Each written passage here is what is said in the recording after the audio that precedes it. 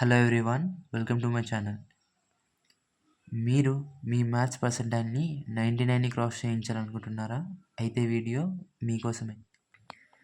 చాలామంది మ్యాథ్స్ని హార్డ్గా ఫీల్ అయ్యి మిగతా ఫిజిక్స్ కెమిస్ట్రీలో స్కోర్ తెచ్చుకొని 99 పర్సెంటైల్ని క్రాస్ చేయించుకుందాం అనుకుంటారు. కానీ మీరు ఒక రైట్ స్ట్రాటజీని ఫాలో అయినట్టయితే మీకు మ్యాథ్స్లోనే 99 పర్సెంటైల్ స్కోర్ చేయడం ఈజీ అయిపోతుంది. ముందుగా మీ జేఈఈ మెయిన్ సెషన్లో మ్యాథ్స్ ఈజీగా ఉండొచ్చు, మోడరేట్గా ఉండొచ్చు, టఫ్గా కూడా ఉండొచ్చు. ఒక ఈజీ మ్యాథ్స్ పేపర్లో మీకు 99 పర్సెంటైల్ రావాలంటే 70 to 80 మార్క్స్ రావాలి. ఒక మోడరేట్ షిఫ్ట్లో మీ మ్యాథ్స్ పర్సెంటైల్ 99 క్రాస్ అవ్వాలంటే 50+ రావాలి. ఒక టఫ్ షిఫ్ట్లో 99 రావాలంటే మీకు 40 మార్క్స్ వచ్చినా చాలు. కానీ 70% ఆఫ్ ద కేసెస్ మీ మ్యాథ్స్ పేపర్ మోడరేట్గా రావడానికి ఛాన్స్ ఉంది. మిగతా 10 to 30% ఆఫ్ ద కేసెస్లో మాత్రమే మీ maths paper either easy or టఫ్గా వచ్చే ఛాన్స్ ఉంది. సో ఒక మోడరేట్ మ్యాథ్స్ పేపర్లో మీకు 99 క్రాస్ అవ్వాలంటే మీకు 50+ వస్తే చాలు. అంటే మీరు 13 క్వశ్చన్స్ని అటెంప్ట్ చేసేస్తే చాలు.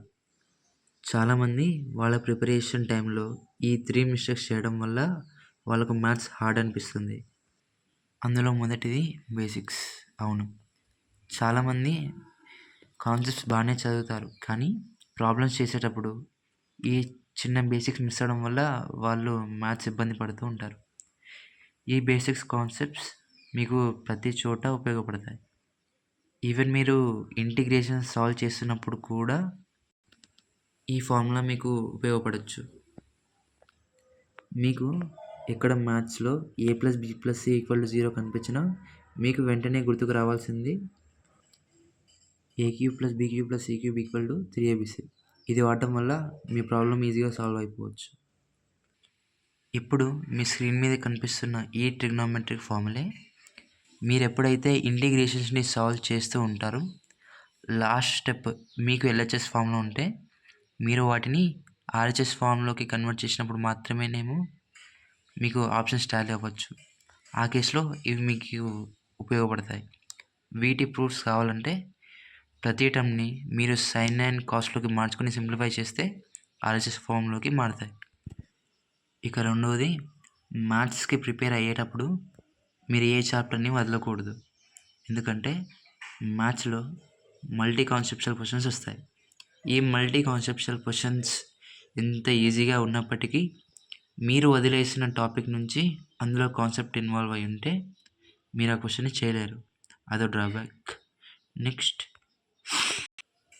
రీసెంట్ ఇయర్స్లో ఒక ఈజీ చాప్టర్ నుంచి క్వశ్చన్స్ హార్డ్గా వస్తున్నాయి, ఒక హార్డ్ చాప్టర్ నుంచి క్వశ్చన్స్ ఈజీగా వస్తున్నాయి.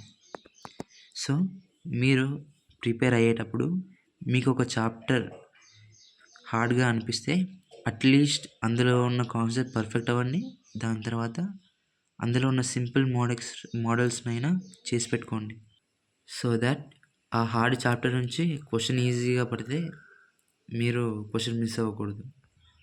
దాని తర్వాత మీరు మ్యాథ్స్ ప్రిపేర్ అయ్యేటప్పుడు ముందుగా ఈ 15 టాపిక్స్కి మేజర్ ప్రయారిటీ ఇవ్వండి. ఎందుకంటే రీసెంట్ ఇయర్స్లో ఈ చాప్టర్స్ నుంచి 70 to 80% of the questions easy to moderate లెవెల్లో వస్తున్నాయి. మిగతా చాప్టర్ నుంచి క్వశ్చన్స్ ఈజీగా రావా అంటే వస్తాయి, కానీ వెరీ రేర్ కేసెస్లో. ఇన్ ద వరస్ట్ కేస్ ఈ చాప్టర్స్ నుంచి మీకు 10 క్వశ్చన్స్ తగులుతాయి. ఒకవేళ మీకు ఈ టాపిక్స్ నుంచి క్వశ్చన్ టఫ్గా పడితే రిమైనింగ్ 15 టాపిక్స్ నుంచి క్వశ్చన్ ఈజీ టు మోడరేట్ లెవెల్లో పడుతుంది. ఇది నేను మీకు చెప్పాలి అని అనుకున్నది. Thanks for watching the video. All the best for your JEE journey.